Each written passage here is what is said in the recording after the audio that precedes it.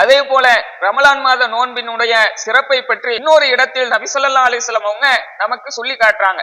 Najd பகுதியை சேர்ந்த ஒரு நபர் ரசூல் ஸல்லல்லாஹு அலைஹி வஸல்லம் அவங்கள்ட்ட வந்து, அல்லாஹ்வின் தூதரே, இஸ்லாத்தை பற்றி எனக்கு சொல்லுங்க என்று கேட்கும்போது, ஹம்சு ஸலவாத்தின் ஃபில் யௌமி வல் லைலத்தி, இரவிலும் பகலிலும் 5 நேர தொழுகையை தொழுவது அது இஸ்லாத்தில் மிக முக்கியமான கடமை அப்படின்னு சொல்றாங்க.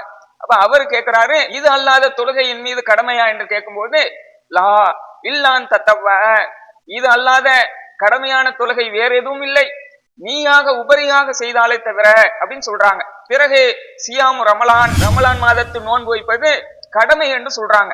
அப்ப அந்த நபர் கேட்கிறாரு, ஹல் அலைய கைருஹு, இது அல்லாத நோன்பு என் மீது கடமையா என்று கேட்கும்போது, லா இல்லான் தத்தவ, வேறு எந்த நோன்பும் உன் மீது கடமை இல்லை, நீயாக உபரியாக வைத்தாலே தவிர அப்படின்னு சொல்றாங்க. பிறகு ஜக்காத்து கொடுப்பது கடமை என்று ரசூல் ஸல்லல்லாஹு அலைஹி வஸல்லம் சொல்றாங்க. அதுக்கு பிறகு அவரு கேட்கிறாரு, இது அல்லாத தர்மம் என் மீது கடமையா என்று கேட்கும்போது, இல்லை, நீயாக உபரியாக தர்மமாக கொடுத்தாலே தவிர என்று ரசூலுல்லாஹ் சொல்றாங்க.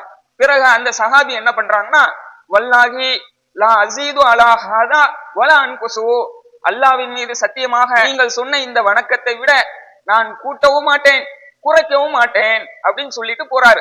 அப்ப நபி ஸல்லல்லாஹு அலைஹி வஸல்லம் அவங்க அந்த நபரை பற்றி சஹாபாக்கிட்ட சொல்றாங்க, இவர் சொன்னது உண்மையானால் இவர் வெற்றி பெற்று விட்டார் அப்படின்னு சொல்றாங்க.